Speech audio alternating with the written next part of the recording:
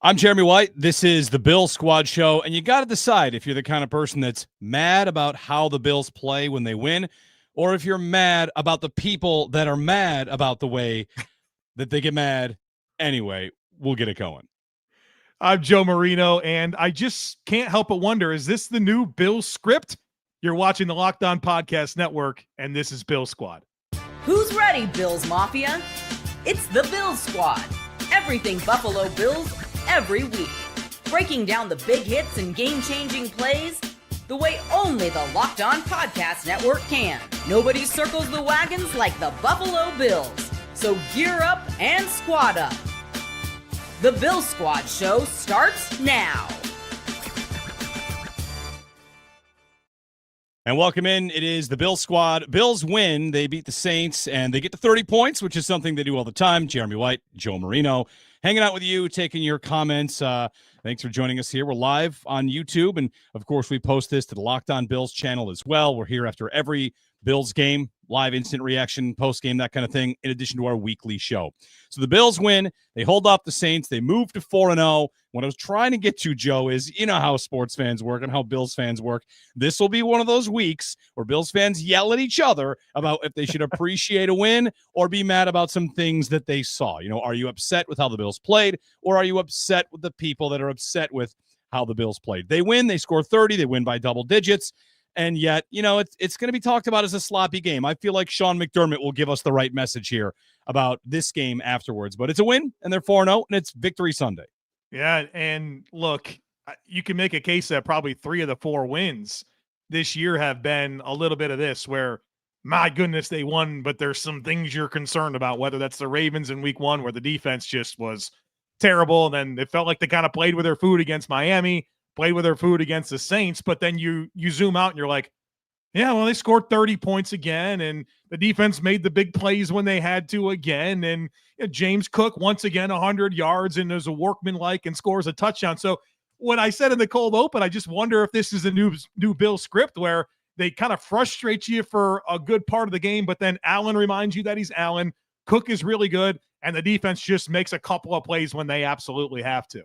Yeah. This was also a game where it felt like the offense had the game the defense has, which they made a couple plays when they had to, right? The play to Kincaid, the Shakir extra effort kind of play. Like, the offense did not feel like it had its A game, but they had big players come through in big spots. That's a lot of James Cook, a lot of Khalil Shakir, a lot of or a little bit of Dalton Kincaid, and a lot of James Cook. So it was kind of the boomer bust offense to a degree here. Yeah, I mean, 2 pretty explosive touchdowns when you think about the Khalil Shakir catch and run, which, I mean, good Lord, what an unbelievable play. We watched that one for a long time. Then, I mean, one of my favorite play calls of the Joe Brady era was the throw dialed up to Dalton Kincaid, where there was a couple of fakes. And I remember just kind of watching the progression. I'm like, oh, go back to Cook on the check down. And I'm like, no. Yeah, that's exactly what you should do. Throw it to a wide open Kincaid streaking down the right sideline with a defensive end covering him. So you did have a couple of explosive plays. Obviously, the other Josh Allen run really kind of put him down there. So it wasn't necessarily this, hey, we're just going to consistently string together plays and have these, you know, drives where it's unbelievable efficiency. There was some explosive elements to these drives.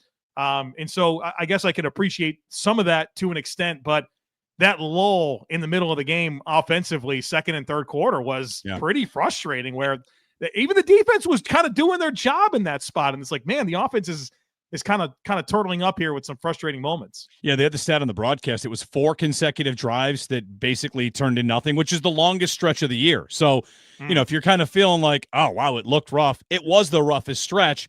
Granted, there are a lot of teams that might go through 4 straight drives where that happens to them. You know, Joe, there's a lot of things to get to, and we'd love to have your comments. You know, drop us a comment, give us a like, a subscribe. We'll get to the issues you guys want to get to.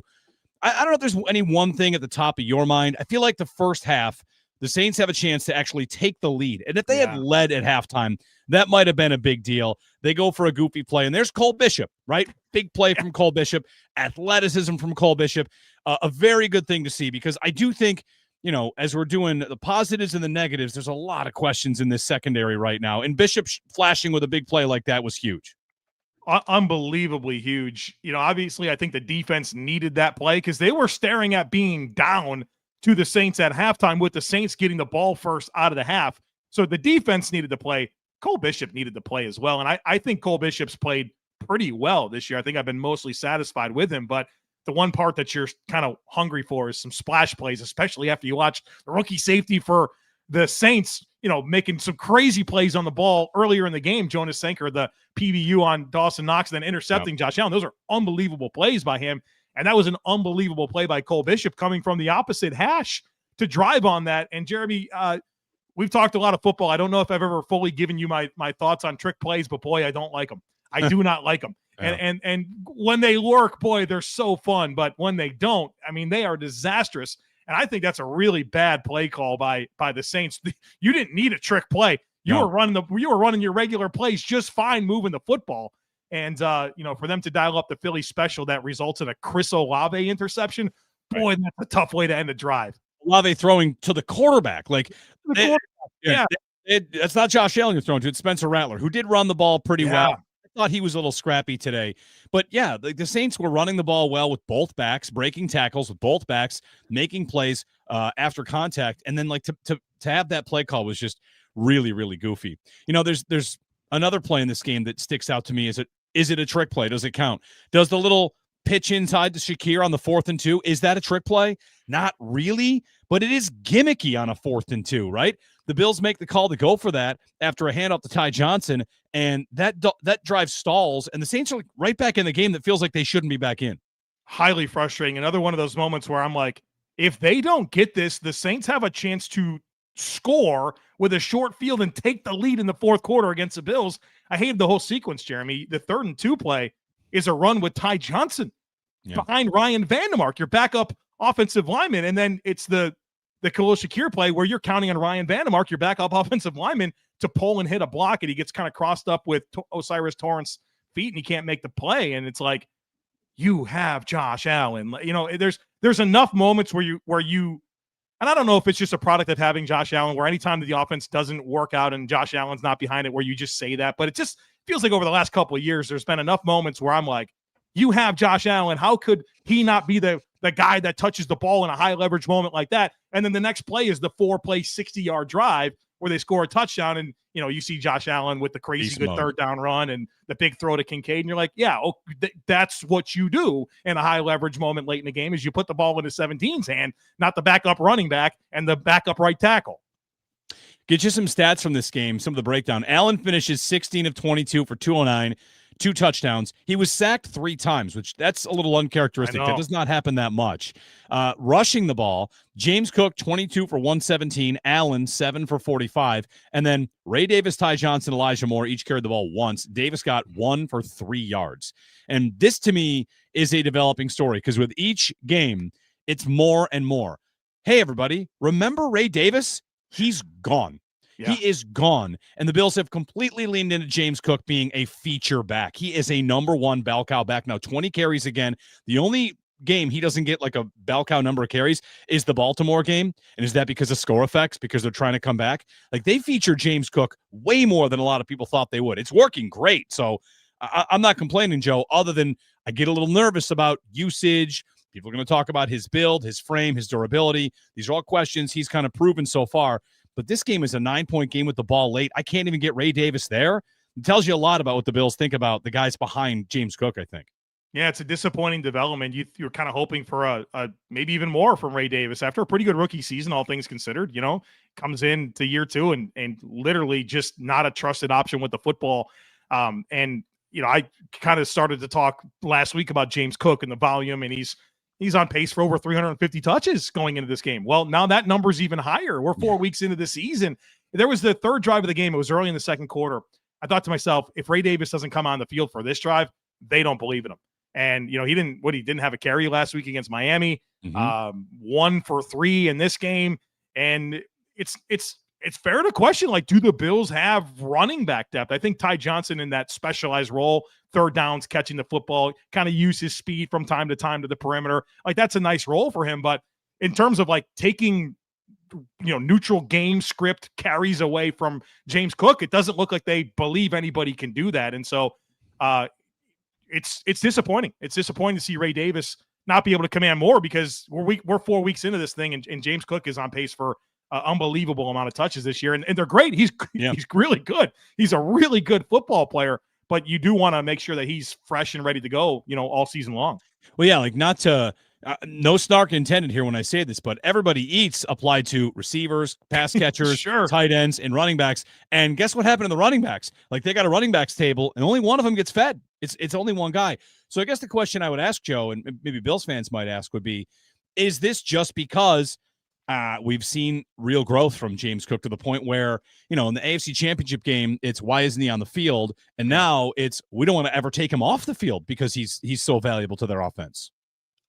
It's probably some of both. I mean, come on, you're watching James Cook. The guy's a great football player, right? I mean, he makes special plays, and there's times where you're like, boy, is he just going to get 10 yards every time? He's just a good football player. So I think that's part of it, but it almost feels like more than that is a lack of belief in Ray Davis, which, boy, is that disappointing because he did get an accelerated amount of work this offseason, right, with Cook and the voluntary stuff that he missed and even a little bit of time in camp. Like, you felt like he was probably as ready as he could have ever been for this season. And then you start to wonder, well, he said he dropped like 15 pounds and he wanted to do more of the James Cook stuff. And it's like, well, that's not really what made you good as a rookie. It was that you could catch the football and provide this like really physical battering ram to break tackles and, do some short yardage stuff. And he's an afterthought right now. And, right now that feels okay, but boy, you start to worry, like if James Cook had to miss some time, do they have the run game? And it feels like an important part of the identity of this offense. Not that I don't think 17 can't be the main dude that can propel the offense, but you like what it looks like when Cook's going. And so, yeah, I'm concerned about it. So that's the running attack. Receiving today, Shakir, 5 for 69, 5 catches on 5 targets. That's the Khalil Shakir that I don't know if he'd been missing. It's kind of, there are games where this happens, where guys kind of get lost. The ball doesn't go their way. Today went his way, 5 catches on 5 targets. Keon Coleman, 3 catches on 4 targets. Kincaid, 1 for 28, that big touchdown down the sideline. Palmer in the mix. Cook had 3 catches. Jackson Hawes, Curtis Samuel, each one. Dawson Knox, no catches on 1 target. So in the receiving game, we saw their yak ability. And we saw, we can talk about James Cook in this department. 2 of the best players in the NFL at contact balance, James Cook and Khalil Shakir. Like, how does Khalil Shakir continue to stay up? The Pittsburgh game, was it last year or 2 years ago? I don't even know. But this guy's highlights staying on his feet, it's unbelievable. Yeah, he's literally like a human pinball. It's crazy what he can do with the ball in his hands. And, like, obviously he's got an unbelievable amount of, like, competitive toughness about him. But, like, that frame that he has with kind of, like, low hip elevation and kind of the long torso, I think it's tough for tacklers that really get him squared up, and he's got such good contact balance and such a good low center of gravity that, I tweeted out after his touchdown catch, I said, A. be damned, right? Like, yeah. that was worth 6 points, just like it would have been if it was caught in stride over his shoulder. So these guys can really produce with the ball in their hands. And, in some ways, I think the Bills do a very good job of giving them those opportunities. And that's, back-to-back weeks with Shakir with a huge catch and run touchdown. That one today was absolutely spectacular. We'll, of course, be looking for your all-22. And you might have a more comprehensive answer at the time. Initial thoughts on Spencer Brown's absence and how much he was missed. Is it no coincidence Josh Allen got sacked 3 times in a game where Spencer Brown's not available? Well, I mean, obviously Ryan Vandermark gave up a sack. I thought Josh had enough time. That was the only – it was a slow win for that pass rusher. It was the only pressure that Josh was facing. I would have hoped he could have got the ball out or maybe scrambled. But then, of course, he throws almost a second interception because Vandermark gets beat and that his arm got clipped and that ball wasn't able to get enough on it, and Pete Warner should have picked it off. And then I thought his other sack was very much Osiris Torrance got beat, and then the third sack would have been I thought Josh predetermined that he was going to run it, and I think Josh will fall victim to that from time to time, but yeah, I think the Bills did miss Spencer Brown in some ways. I don't know that Vandermark was terrible, but you had a couple of losses for sure, which I think you can expect to a degree, right? It's his 3rd NFL start. That's the reason that he's a backup. But, I mean, obviously the Bills still get out of this game with 31 points and, maybe a little tougher than we thought it would be. But I thought Ryan Vandermark as a backup offensive lineman, just off of, sniff test watching the game, it's like, okay, he kind of performed like you thought he would. Not perfect, but I don't think that's a fair expectation for a guy making his 3rd start. Yeah. We'll take your calls. Not take your calls. Sorry. We'll get your comments. The old WGR and me on the morning show taking calls. We don't take calls. We're going to check in. I think Big O, Jerry O, who's at the game today. I forgot to mention he's not with us today. Yeah. But he's because he was at the game. He's dialed up. Let's check in. We'll go for it. Jerry. Oh, from the car, baby. Fellas. Yes. What is up? Well, what do you think? What? What do you How'd want to it get? go? What do you want to get into? Whatever's on your mind. You're the one that you popped in. Woo. At some point, they need to let 17 be 17, right? Yeah. At some point. I guess that's probably my biggest takeaway from this game. Obviously get the crunch time. He makes the run. He makes the pass. It's amazing how things happen when you allow him to get involved in the game plan. And I get it. You want to be balanced and everything else. But at some point, you got the best player in the NFL. You got to let him be that guy. Yeah. Jerry, we haven't got to the defense yet. We've talked a lot already about James Cook, the rushing attack, how the Bills are attacking things, but we're going to get into the defense, which gave up big, huge runs, tackling issues. Anything you saw out there that is sticking with you right now? Yeah, I saw the exact same game plan that we saw out of the first 3 weeks. Somebody made a big turnover, and somebody, they made a stop on third down when they needed to. I mean, it's amazing how no matter what the game script is and how it's going, somebody makes a big turnover. That was obviously Cole Bishop this week. And then they make a stop on fourth down, get the ball turned over on downs, and then Josh Allen takes over. So, yeah, it's really, I don't know really how to break it down other than it's what we've seen over the last, 3 weeks. I mean, this is the same defense we've seen. Too many chunk plays on first and second down, too soft to coverage on third down. And, you have what you have. But obviously they did not give up the big play, and they were able to get a turnover and, stop the other team on downs. And, they're successful there. So really on script, I would say. So to me, it's a big moment in the history of Bill Squad where Jerry jumps in. You know where I'm going with this, Jeremy. Jerry drops in from the car after a Bills game. And guess what, Jerry? The lisp I had coming out of that Ravens game, brother, you have it in a big way. In a big way right now. Brother, I've heard people say that the iPhone does that on these streams. Like it's going to do that to you. So yeah, it's doing it. It might be the iPhone. It might be the Twisted Tees. Who knows? There you go. It could be either or. Yeah. How was the experience? Good to be back? Yeah, it was awesome to be back. A lot of teammates, guys that I hadn't seen in a while. Mark Maddox. Got to see Darby. Got to see a bunch of guys I hadn't seen in quite some time. So it was always fun to do that. And, anytime you get a chance to watch a Bills game in person, it's always good. Really, obviously, guys, I'm curious to see your breakdown of it. Excited to watch your breakdown of it. But really, this is basically a Bills game that we've seen for quite some time now. This is what this team does. Yeah, 4-0 now. Jerry, safe travels back home. All right, fellas, have a good one. We'll talk to you next week. All right. Sure. Big O Jerry O checking in. He was at the game. He stopped by my tailgate, which is great. Good to see him, hang out for a bit and talk a little Bills. Good stuff. All right. We got lots to get to. Your comments. I got to ask Joe thoughts about Trey White. I thought he was benched and then he was back, but maybe he was benched, but maybe he was back. It was a yo-yo for Trey White out there. Taylor Rapp, a couple plays from him. We've got lots and lots to get into. What happens on the defensive line? The Bills win today. They take out the Saints. Final score for the Bills, 31-19. They get to that magic 30 number like they always do. They win by double digits. They're 4-0. The Saints are 0-4. Looking around the AFC, the Chargers lost today to the Giants in part because they lost Joe Alt, and it looks bad. So they might be down both of their tackles. And, the road for the Bills continues to just get paved right out in front of them. So plenty to get to. It is the Bills Squad show. We'll get to more of your comments, dig into this defense and what Joe had to see, and plenty more here as we roll on the Bills Squad show. Prize Picks. This show is sponsored by Prize Picks. And you can make decisions every day on anything. But, of course, when you get right decisions on Prize Picks, you get paid. Don't miss the excitement of this football season with Prize Picks, where it's good to be right.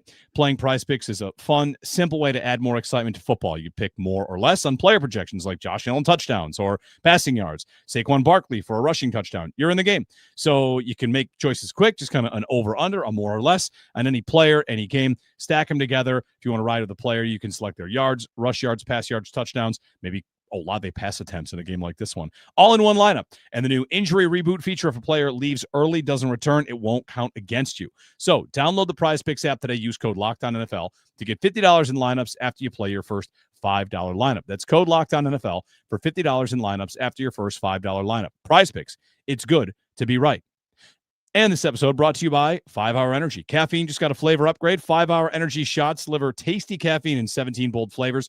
Each 2-ounce shot is packed with caffeine, has a premium 12-ounce cup of coffee, B vitamins, nutrients, zero sugar, zero crashes. So with the 5 Hour Energy that is available to you, you can, of course, reach your for a favorite flavor. There's the transfusion flavor. You can eye a couple different flavors, whatever it is. Perfect one to buy next. Keep trying them. Find the one you like. You take them because they're portable. They're sugar-free. Give you a little boost, whatever you need. So it kicks in fast. And again, sugar-free. No worry about crashing later. But enough with boring, flavorless caffeine. Time to give your caffeine and flavor upgrade with 5 Hour Energy shots. Get the favorites you love or be bold and try something new. In-store and online at www.5hourenergy.com or Amazon today. All right, back here on the Bill Squad Show, Jeremy White and Joe Marino on the Locked On Bills channel. We're taking comments and questions. I've got a couple to get to here. I do want to ask about what your read of what happened with Tre'Davious White was, because he came off the field and then he went back on. They had the sideline reporter on CBS said he was off not because of an injury. I thought it could have been because of effort.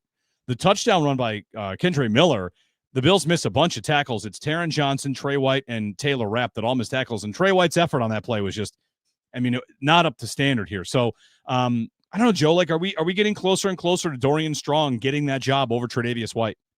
Well, at a minimum, I think it's important for the Bills, or at least they view it this way, to get Dorian Strong more and more reps, right? I mean, with Hairston and really not knowing when he's going to be back and not knowing what he can do, your cornerback depth just doesn't have a lot of reps, right? I mean, you're at a point now where Ingram's he wasn't even an active player today, right? So you needed to get some work in for Dorian Strong. I think that's what this comes down to, is you need to build out your depth a little bit and get some experience. And I know that is kind of a flies in the face of maybe what we should be talking about with Landon Jackson and maybe some of the other inactive decisions today.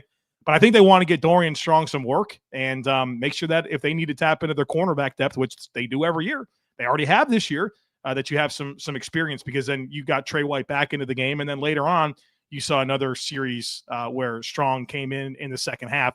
Trey White also had a couple of holding calls, defensive holding calls, I think on that same drive that you were referencing with the Kendre Miller touchdown run. Now, obviously, he made 2 huge tackles, including the 4th down stop, which on Alvin Kamara, I was already accepting the first down watching the play live. And then, Trey White made that play after Christian Benford made an unbelievable tackle on the previous play on Rashid Shaheed. So that's kind of been the cool part of Trey White this year, is the tackling has been just way better than I thought it would. And then he, almost triggered and picked off another pass. So I think it was mostly good from Trey White. The first series, I think, was a problem, but I think more than anything, they want to get Dorian Strong some reps, and they might need him to play down the stretch, and got to be ready.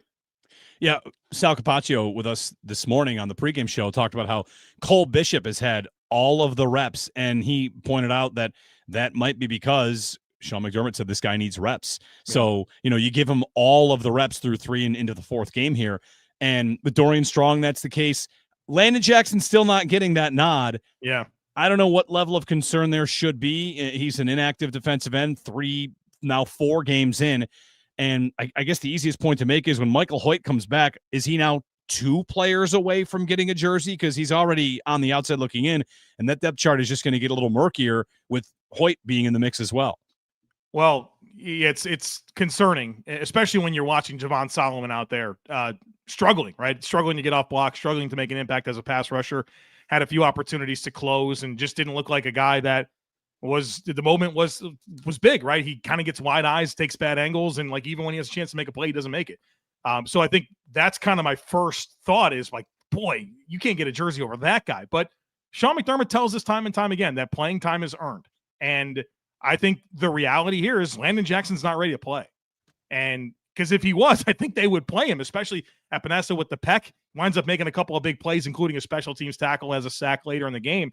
But you could tell, like, throughout the game that he was definitely in some discomfort at times. And so I fear that Landon Jackson's simply not ready to go. I think that's what it comes down to. And it's disappointing because Javon Solomon hasn't really played at a level that doesn't get me curious about seeing what Landon Jackson can do on the field.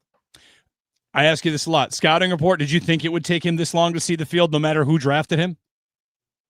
Yeah, I'm surprised by that. I mean, this was an experienced college player that physically appeared more than capable of playing in the National Football League. Athletic, in terms of the linear explosiveness is certainly there. So I think, honestly, the Bills are exactly the type of team that should be getting run out of him. Javon Solomon's playing meaningful snaps, and this guy can't even get a jersey. So I think maybe they're already young on the D-line with some of the deep tackles that they're playing, and they don't want to be younger. But ultimately, to me, this is a signal that Landon Jackson's simply not ready to play. Yeah. And, they also have a situation where they've flat out said Joey Bosa is playing too much. Yeah. And they want to get fewer reps for him and more reps for other guys out there. I saw a little bit today, Twitter during the game, just kind of following along. A little bit of Bobby Babich is a problem. And I don't know how – I've never really known how to go from the defensive-minded head coach to the defensive coordinator, like where their duties split, who's responsible for what. One thing that happened today, though, they got called to the 12-man penalty because Bosa doesn't get off the field fast enough. And they called the timeout. If you're mad about McDermott wasting timeouts, one of the timeouts was called because they had 10 men on the field. Yeah. So communication issues today were a big deal. That's not on that's at home, which I guess that can happen because the crowd's into a game and you can't hear, but communications issues for the defense is not going to make the head coach happy today. No, not at all. And Sean himself brought it to everyone's attention earlier in the week in his press conference, talking about how the Saints are a tempo offense and they run the most plays fastest between snaps of any team, and they did that in this game, and that put the Bills in a bit of a bind with substitutions. And I would say that the Bills do substitute a lot more with their back seven personnel than they ever have. Right, they are legitimately playing a lot of three linebacker stuff, and so I think that puts them into some new territory that they're not typically in. And, you don't want those things to happen. Like you should have high expectations for those type of procedural issues to not exist. But I think that got him a few times. Feels like maybe there were some times where Sean was mad that maybe he believes that his team deserved the opportunity to match personnel with a substitution. Obviously, I'm not going to be able to say if that's true or not right now, but there's some frustrating elements with that procedurally for the defense. And, I understand, like you've invested a lot in this defense. They're shorthanded, right? They're not with Oliver. They don't have Milano. You're still playing a lot of young players up front. You want Hoyt back. I get all that type of stuff. And in some ways, they were 5 of 15 on money downs, on third and fourth downs combined. That's pretty good. That's 33%. You'll take that. They gave up less than 20 points. So there's like some good here, but it just feels harder, right? But you got a Saints team here that, it's a young quarterback that hasn't won a game, that I think has played better this year. They got smoked last week, and it's a coach in his first year that's entering his fourth game, and I'm sure they were really focused and ready to try to play better ball this week, right? It's a week-to-week league. It doesn't matter that they got smoked by the Seahawks last week. There's no transitive property in football. But I think you got a Saints team that came in wanting to play a lot better than they did last week, with a quarterback in Spencer Rattler that I thought was decisive in ways that he really hasn't been in all my exposures to him in the past, especially with his decisions to take off and run. And it put the Bills in some tough spots. And so, yeah, I understand frustrations with Bobby Babich, but I think there might be somewhat of a good story to tell based on, hey, you didn't give up 20 points. You were 33% on money downs. They averaged, 4.5 yards per play. There's like some good things here as well. And of course, they do the thing that they do. They make the big play in the big moment. The Bills defense gives up 189 on the ground, 34 attempts, 5.6 yards per rush. That's a number that when you lose a game is going to jump out. But if you give up 189 on the ground and then passing, you're giving up 109. That is a good day, right? The Bills, we know they invite the run. I don't think they want to invite the run to give up 5.5 per carry. So like this is still going to be a storyline going into next week and the next week. This run defense is one of the worst in the league. Like they're giving up big time gains on the ground. We saw more Deion Walker today, more big plays from him. He continues to look like the Bills' best rookie at this point. I mean, I don't know if it's even close. Jackson Hawes has been pretty good too, but do you think it'll come together? Like we're getting a lot of questions in the chat about that, about the YouTube comments here, that Hoyt, Ogunjobi, I'd imagine Ogunjobi gets a jersey pretty quickly. They signed him for $6 million a year, and here's Jordan Davis and Zion Lowe getting repeated call-ups to play. So like when Ogunjobi comes back, I think he's right in, plug and play. Yeah, I think so. And yeah, it's awesome to continue to see this splash play showing up for Deion Walker. I mean, outside of Bosa, he's been the defensive lineman that's made the most splash plays. And, obviously there's some low lights along the way, but in terms of like making plays, it's Deion Walker and Joey Bosa right now, it feels like, for this defensive line. I think that those guys are going to factor in heavily. And I do believe, that more experience for this defensive line is going to benefit some things, because you are seeing some slow processing against the run. And when you're slow to process and get to where you're supposed to be and respond appropriately, all of a sudden, the blocks have an advantage on you. They're going to get leverage. You're going to get creased a little bit. And so that's kind of exacerbating some issues, I think. So I obviously, as a young guys, get more reps, but then as you just get more experience by who's going to be on the field, and Oliver, Hoyt, and Ogunjobi, like that's not a small list of names, right? That's a huge percentage of your snaps. It's going to be taken by guys that have a lot more know-how. I'm excited to see it, and I think that's what I'm clinging to as I'm hopeful for improvements here as this season moves along, but maybe not quite the strides that a lot of people had hoped for by this point in the year. Bills win. They move to 4-0. Stuff to get to on the offense and the defense. Get a couple of comments in here that people have written in, want to talk to us. Wade had this question, how's the defense so bad when it's all we invested in this offseason? Starting to think it's Babbage, like it's a Babbage comment. You don't want to I know how you're feeling, Joey. Like you don't want to totally explain it away as they're missing a lot of pieces, but they are missing a lot of pieces, and pieces that they set out to be difference makers. That's, if you just want to say Hoyt, Ogunjobi, Hairston and start there, like that's 1, 2, 3. That's their first free agent in Hoyt, and that's their first draft pick in Hairston. So like those pieces matter. Ed Oliver is out. And if Ed Oliver has half the game he had in the opener in the rest of these games, you're feeling pretty good. So I end up not as worried about their front four and what they're doing on the defensive line as I am in the secondary. I don't know. I'm worried about Taylor Rapp. I'm worried about communication back there. Like Bishop made a couple of splash plays, but was he out of position a couple times too? When he and Rapp get split, is that Bishop eyes in the wrong spot? When Benford gives up that touchdown, he looks to Bishop right away, So like some of this is going to come down to who's supposed to be where.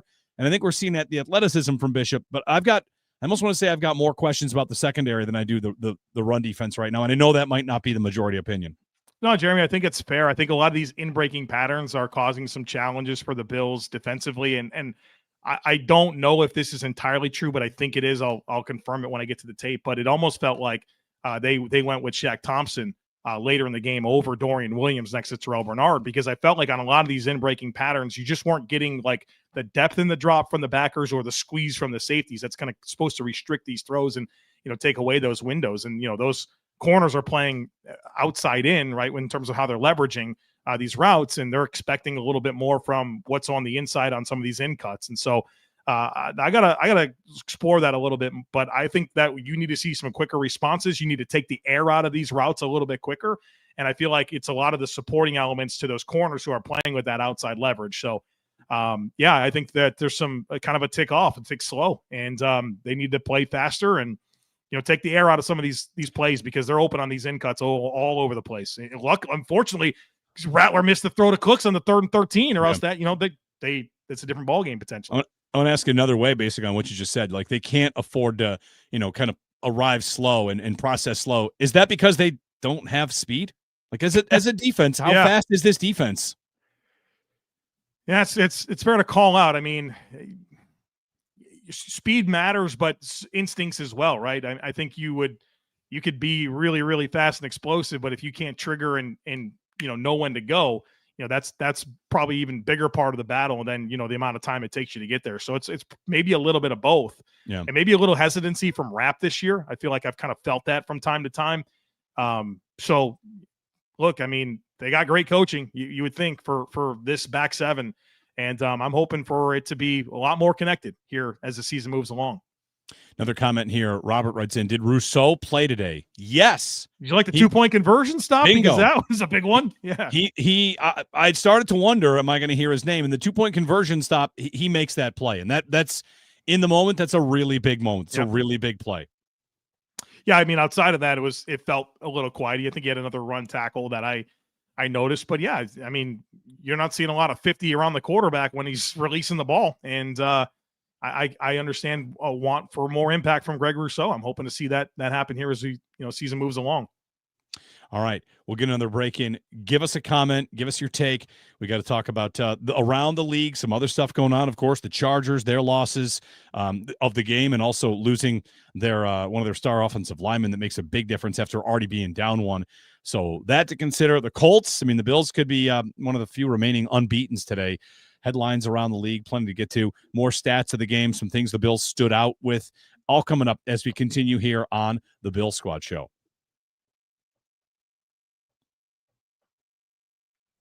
What do you get when you got a bald eagle standing on top of Tyrannosaurus Rex? It's confidence, pure confidence. If you're looking for something beyond the usual pill, think about Rougiet Go Long. That's right. Exactly where Rougiet Go Long comes in. Not just another ED pill. It's a total game changer for confidence. 2 doctor-trusted medications, 1 dual-action formula. So you can go the distance with that. Effects last up to 36 hours. Confidence all day, all night, even into the next day. The process is simple. Connect with a board-certified doctor, 100% online, and have prescribed your treatment chips discreetly right to your door. Have prescribed your treatment chips, again, right to your door. Ready to level up your confidence? Head to Rougiet.com. That's RUGIET.com and use promo code LOCKEDONNFL for 15% off your first order. That's RUGIET.com. Promo code LOCKEDONNFL. Make sure you use the promo code so they know that we sent you. Bill Squad Show here, streaming live on YouTube. You can catch us in the Locked On Bills channel as well, where you get your podcasts. Of course, we do 2 shows a week, one after the games and one on Thursdays usually, but sometimes the Bills schedule moves us around. I want to get one quick call out because this is I'm pat myself on the back for being right about something, Joe. Specifically, that 4th and 2, I looked it up. So the 4th and 2 the Bills go for, right? Mm-hmm. Right near midfield, big moment, and gutsy. The win percentage gained by going for it was 1.7%. Now, or whatever, 1.7 win percentage points. You don't have to subscribe to the math. But in the Lions-Ravens game, we had 2 4th downs, and you and I and Jerry talked about those. Would McDermott have gone for those? And I said he doesn't give up more than a point of win percentage. He'll go for it. And what happened on that play? 1.7. He didn't give it up. He went for it. So McDermott in that spot, if you think he's too conservative, if you think they don't play to win, in that spot he did. He stayed true to what he does, midfield, close game. Let's run a play. Let's go get it. Now, maybe you hated the play. I know you hated the play, but right. he had faith in the offense. And when you do that, you have faith in your defense and you have faith in your numbers, your staff, your everything. So shout out to Sean McDermott. If you want to be aggressive, he did. He did his thing. He normally does it there. And I think it's something to always look for. So watch around the league. You see a lot of wimpy coaches, and I do not think he is one of them. No, I think he continues to validate that. And I think his haters will point to other elements that might not necessarily be focused on the decision makings on 3rd downs and 4th downs, but maybe some of the style of play that surrounds it to get into those moments, which I think there's probably some fairness to some criticism there. But I wanted to ask you this. First of all, the ball doesn't spike itself, so very fair to spike it there. What do you think about at the end there when they chose for the field goal to go up 31-19? It was the Bills are leading by 9. Yep. So they choose to kick the field goal with 2:09 left. It was 4th and 3. I was thinking Sean was going to go for that as well, but he kicks a field goal in my mind, whether or not this is a mature thought or me or not. But I thought to myself, does McDermott want the 30 points? Is that what right. Was he after there, or was the right thing to do to actually go for that on 4th and 3 to keep it's still a 2-score game, you know? I'll do a callback to another game and another spot where I do think if it's a coin toss, because sometimes these are, if it's less than a point win percentage, sometimes he'll go for that. Sometimes he won't. He doesn't give away the big mistakes. In that spot, I haven't seen the numbers. I can go check it out. But McDermott, in the Arizona game last year, they had a 4th and 3, and they kicked a field goal to go up 6 instead of going to 4th and 2 and try to end the game. And you said it was a what? 4th and 3? 4th and they 3. Kicked. And what was the other one that they went for? 4th and 2. I don't know if it's their analytics department that tells them this. On 2, that's a green light, and 3 is a yellow light for them. 1 yard difference, you see a difference in the way that they approach that. You see a difference in the way that McDermott treats it. And he said it after the Arizona game, which was the opener last year. He said, maybe if that's 2, we go, but 4th and 3, we like the kick. And in this game, they had a 2 and they had a 3, and they went for the 2 and they kicked the 3. So, well, I'm happy to get the 30 points. I think that's where I land on it. But that was one that made me think, I wonder if there's going to be some pushback to that choice, or if people are happy to get the 30 burger. Yeah. All right. Get some more comments in here. Your thoughts on this game. We'll get you some more stats. The Bills, by the way, on offense, not a great day on 3rd down for this team. They were 3 for 10, which leads to a bunch of punts. Like a 3 for 10. We also saw, clutch your pearls, Josh Allen threw an interception. Oh, my goodness. The streak is over, Joe. All the stats, it's all over. He threw an interception. Worth mentioning, it was 3rd and 10 on a 40-yard throw. Like, not everybody likes the term arm punt. Yeah. I do. On a 3rd and 10, like that. What's the difference if that ball's incomplete and you punt it? What's the difference? Is it 7 yards, 5 yards? I mean, the Bills had 40-yard punts today. So, like, I don't know. He threw an interception, and we all just kind of moved on. It's a good route by Keon. I think he did a good job stacking vertically. I thought he had the corner beat. I mean, it's a heck of a play by that safety to get over there. And, Josh probably says, all right, I got to beat this rookie safety on a deep shot where my number one outside receiver has vertical leverage. He took it, and that was probably part of the thought process. Now it's definitely goes in the file under things that are annoying, right? Because I don't know. I don't want Josh Allen to throw interceptions, and I like that he doesn't have any, right? So, but then there's the other part of it's where you're like, all right, I guess I'm glad it's over with, so we don't have to sit there and wonder when it's going to come. And obviously, it didn't cost the Bills in this game, so I guess it's good to get one off the board, and obviously it was inconsequential. But I think that's when you're talking about not every interception being the same. That's a good time to throw one. If they punt it, it's probably going to be right about there. Yep. Field position in this game, the Saints did a pretty good job of keeping the Bills back deep in their own territory until we saw a kickoff not land in the landing zone, which that's a story around the league this week because of what happened in Arizona and Seattle. Landing zone's pretty big. There was a big dust up.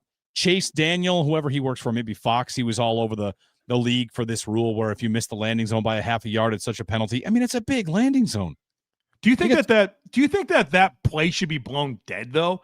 Like I kind of feel like that should play out. Like that was it. No play. Yeah. Bills get the ball at the 40. Like, okay, let me play it out and give the Bills the right to accept the penalty or not. Kind of treat it like what happens when the opposing team touches a punt. Like you can pick it up and do what you want and go back and choose. Yeah, I think so. Yeah. I don't understand why you blow it dead. That's the part that I'm a little confused by. So. Yeah, I wouldn't have a problem with that. I wouldn't have much of a problem with that. The punter got blown up second week in a row. I thought last week he did a nice job of, selling the call a little bit. Boy. This week, not selling the call. He got lit up. Kind of a rough game for Reed Ferguson. It felt like he had a couple of penalties, which I don't know, ever having a penalty on a long snapper feels strange. And then I need to go back and watch that particular play, but I think he might have got beat on it. And then the field goal snap that put the Bills up 31-19. That was a low snap, and Cam Johnson kind of had to dig it out. So it didn't feel like a good game from Reed Ferguson. And I don't put much into him getting steamrolled by Zach Sealer, right? That's not a fair fight, but you can usually count on one hand the amount of blunders a long snapper has over the course of a half decade, much less having 3 in one game here. It's a victory Sunday or Monday or Tuesday, whenever you end up listening to this show. We thank you for listening. Lucas, to this point, this is a Reed Ferguson point, also just an overall penalty point. Lucas writes in, did you guys notice some of the frustrations throughout the game between Josh and some of the calls? McDermott with players. Is this team not being on the same page a concern? They were definitely having communication problems today. We already went over the defensive ones. 11 penalties for 55 yards, I think is the total number. Like a lot of procedural stuff, a lot of ticky-tack stuff that will, I think, frustrate a player. Like late in the second quarter, I thought those referees got a little nuts, like calling that hold on Shakir. Like, are you serious? That way he barely touched him. And so I think a lot of those piled up. Like the Bills are backed up against their one, trying to get out of the half. And there was like 3 plays in a row with a penalty. before the Bills can get out of that situation. And I thought that was kind of a story of where the Bills offense went in that lull in that kind of that second quarter. It was a combination of field position. They didn't have it, but also they just weren't executing on first down. So instead of it being 2nd and 6 or 2nd and 5, it was 2nd and 10, 2nd and 11. And, you know, I obviously the Bills got out of a big 2nd and 10, you know, later in the game. But that was definitely a contributing factor to the lull that we had from the offense in this game. One thing to think about coming into this week, added to the storylines as it's Bills and Patriots on Sunday Night Football and the rivalry uniforms, Steph Diggs is coming in off a 100-yard game. First one since he had a 100-yard game, and the Patriots blew out the Panthers. Like they dropped a big number. Last I saw it was 35-6. I could check the score right now. So they're coming in off a nice performance offensively. Drake May ran one in. Like I would not be surprised at all if that game on Sunday night ends up being a little bit of a back and forth. Like we could see a good game. I don't know that New England has the chops to hang, but they have probably, even though they stumbled this season and they haven't looked great, I think that they're ready to become the second best team in this division as soon as Drake May takes that step. And again, he's starting to take them. So it could be a good one on Sunday. Yeah, I'm expecting a dogfight with the Patriots. I'll be honest with you. I also kind of like that they come in off of a massive win over the Panthers, like 42-13 is that final, compared to a Seahawks team that smoked the Saints. Are coming in after, you know, all right, we got to get things corrected, you know, and obviously, you know, Mike Vrabel will have all the right words to say to his football team. But after seeing a team get smoked the previous week, I kind of like the idea of playing a team that should be feeling pretty good about the way that they performed, and with a big win, and they're 2-2, they were able to even things up. And I think I think highly of Drake May. You know, I think you thought Spencer Rattler was tough and was able to make some plays. I mean, Drake Moore is bigger and more dynamic than Spencer Rattler. So the Bills are going to have to play a lot more sound with how they deal with a mobile quarterback and how they trigger and play and close and take the air out of coverage from time to time. So I think this would be a big battle, rivalry game, right, in terms of the uniforms as well. So, you know, we'll see how that goes. We see the Miami Dolphins rivalry uniforms this Monday night. Yeah, and updated field art. So we saw them so I'm curious. Are they doing that everywhere? They did for Arizona, right? They did. That's right. And we know that it's happening in Miami, and I know that those are both grass fields. I don't know. I've been to Mercedes-Benz. It's an artificial surface. I was there for a back-to-back college game, and it was Georgia Tech, Tennessee. I saw them scrub it down and then repaint it for the game the next day. So, like, it can be done. I hope it happens. I'd love to see some custom field art for the rivalry game. It'd be great. Be great to see it. All right, when we get back, we'll give out a couple of game balls, and I've got a fun question for you, Joe, about our very favorite James Cook, who has a franchise record rushing touchdown in 8 consecutive games. He's off to a great start this year as the Bills' bell cow. So, question for Joe and for you on the chat as well about James Cook. It's coming up here on the Bill Squad Show. FanDuel Sportsbook, the NFL season's here. FanDuel has an offer you don't want to miss. When it comes to FanDuel, you can, jump in with lots of different stuff. If it's over on a single player's passing yards, or you can even live bet it. Spencer Rattler at 22. I live bet that he was going to get over 40 in the game, and he did. So you can live bet, pick a bet, put down $5. If it hits, you unlock $300 in bonus bets to use across the app. So when it comes to FanDuel, it's easy as that. Makes football watching even more exciting. You've got a little something riding on the action, whether you're a casual fan or love diving into the stats. FanDuel makes the game day experience that much better. It's easy. Go to FanDuel.com, download the FanDuel app, and get started. And again, new customers can bet $5 and get 300 in bonus bets. That's FanDuel.com to download the FanDuel app today.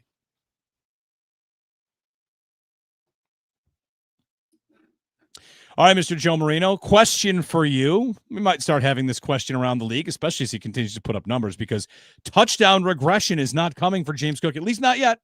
No. So James Cook is a top blank running back in the NFL. Putting me right on the spot here. Let's go. The top blank running back in the NFL. James Cook is 1,000,000% optimized in Buffalo. I mean, he's probably a top 5 running back, right? Ross Jackson this week, boy, he's talked him up. He said he was like the best in the league for his money this year. Sure. I know situation matters, fit matters. He wouldn't go anywhere, and that's true of a lot of these backs. You know, you got to fit. You got to get your offensive line, your blocking style, what the team asks of you. But I mean, it's looking like a really nice signing, and there's also an element of, can you imagine the offense without him right now? That's a major question. Yeah, especially with how much they want to run the football. They ran it 32 times and threw it 22 times in this game. Obviously a couple of Allen scrambles baked into that, but they want to run the football. Like, I think they've very clearly told us that under Joe Brady that their run rate's going to be really, really high. And without James Cook, geez, the Ray Davis, Ty Johnson show does not sound very appealing right now. So yeah, he's really valuable to the Bills. That contract's looking really good. You know, I was pushing back on 15, obviously, but you know, getting him at 11.5 feels really, really good for this team right now. And he's a big part of the formula. The Bills need him. He's a big part of it. We saw what happened when, you know, the offense had a few drives where, you know, they weren't able to get what they wanted on first down and kind of into some obvious passing situations, and it didn't look very clean. So yeah, James Cook's really valuable to this football team. There's no doubt about it. Walter writes in, missed me with the situation. Nobody said that with Barkley last year. Just say he's top listen five. to my now. You didn't listen to my analysis. I've been in on Barkley for years. So, yep. Well, I think people said that of Barkley's situation. Like, he's great, and then he went to a great situation. You could see he's a 2,000-yard back. With the Giants, he was always great, but, you know, building like that's going to be tough. All right. Any other shout-outs here, Joe? Like, names, you in the chat. Who gets the game balls today? I mean, Josh Allen, of course, played great like he normally does. I'm not even thinking about the interception. Thought he played pretty great. We had a Curtis Samuel sighting. How about that? Yeah, it was a whip route on a third down conversion earlier in the game. Yeah, and he handled the kick return duties, and he ran hard. He looked like a guy that hadn't touched the ball in a while and needed to prove himself when he had the ball in his hands. I'll say that. He does have a lot to prove. Like, between he and Elijah Moore, I mean, again, everybody eats. This is a small dish for whichever one of them is actually going to eat from it. Elijah Moore gets a carry a game. Curtis Samuel gets one target. You know, in other scripts, there will be games where one of those two guys is going to be important, and I'm sure they're fighting to see which one it's going to be. Yeah, no doubt. And I don't know that the Bills will have a ton of opportunities to get them both active for a game. You know, they made some choices with Codrington being a healthy scratch, which is, I mean, you can't be a kick returner only and be a healthy scratch. Like, that's not roster worthy. It kind of goes back to a lot of the conversations we had over the offseason. And so maybe they're looking for some different exposures for some guys, but that's definitely really, really fascinating to me.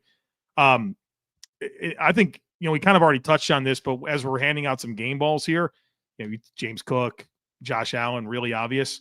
I want to go right back to Cole Bishop. Like, as big of a game-changing play as there was in this game was his interception right there, where not only do you get a takeaway, but the Saints were going to score in some way on before the half there, and maybe changes the entire game moving forward. And so that play alone, and he had some other physical run fills and triggers downhill, but that play alone to me stands out as game-changing in a huge high-leverage moment.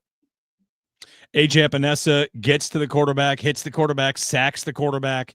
You know, it's funny. Like, I feel like, Joe, in the era of advanced statistics, and we're sitting here saying that not every interception is created equally. Like, Josh throws that interception. It's not the same as throwing one on the Cole Bishop one that Spencer Rattler throws. Like, that is a big deal. That's points off the board. Where what's Josh? 3rd and 10. And with Epinesa, like, it's good to see him get at the quarterback. You want to see him rewarded. You want to see that happen. It is late in the game. It's in an obvious pass rushing situation. Like, I'm not taking it away from him. But this team, I feel like it's a game where the number at the end of the day will say they did get to the quarterback, but it ultimately feels like we're still going to be talking about how they've got to finish. They get pressure, but they've got to finish. No doubt. And I yes, you're 100% right. I was really impressed by how decisive Spencer Rattler was, and we knew that he was quick triggered. Like, that was part of what the research said throughout the week, is he's top 5 in average time to throw. So you expected that, but to me, the decisiveness when it was time to go with his legs, boy, that hurt the Bills quite a bit. And it's almost like they didn't have that much respect for his athleticism, where, you know, they were showing some pressure looks and bailing out or coming, and it didn't matter. Like, he was willing to kind of break that first wave and go and hurt the Bills on a couple of scrambles. And so I thought Spencer was really, really decisive in this game. But yeah, this is a Bills defense that needs to finish more, and needs to be more consistent with their pressure throughout the game. Yeah, I mean, it's one thing to get a couple of sacks late in the game. when it's garbage time and you're up a couple scores late in the fourth quarter. That's when you pin your ears back. That's when you rack up the stats, right? That's a big part of getting some of that stuff. But more neutral game script. You want to see more from this pass rush, and I'm hopeful that when the reinforcements get here, that you can see an uptick. Chargers lose to the Giants 21-18. Colts lead the Rams, just like everybody had it laid out, right? When you get to week 5, it'll be the Bills and the Colts atop the AFC. Isn't that crazy? Yeah. The Bills are a Colts loss to the Rams. It's in LA as well. It is. From being the only 4-0 team in the AFC. Meanwhile, one of Baltimore or Kansas City is going to lose today. Ravens lead that game. Yeah, 7-6. The Chiefs should kick a field goal, so Ravens lead 7-6. You have a thought on who Bills fans should want there? What should happen there? I thought Sal Capaccio laid this out really, really well in a tweet that he put out this week, where it was the right way to look at it in terms of if you get is it a Kansas City win that puts both teams 3 back from the Bills, and the Bills still have 1 to play against Kansas City, where if it's the other way around, is it Baltimore's like 2 back or something like that? Still stays 2, yeah. Yeah, so I think that's one way to look at it. I don't feel like I have a ton of convictions just because like Baltimore's defense and the injuries that they have, I think are pretty significant. But I do have a lot of confidence in them to win a bunch of games. So it's almost like put as many losses as you can on Baltimore when you can get them. And you're just kind of less concerned about Kansas City. But I think I'm just satisfied that one of them is going to lose.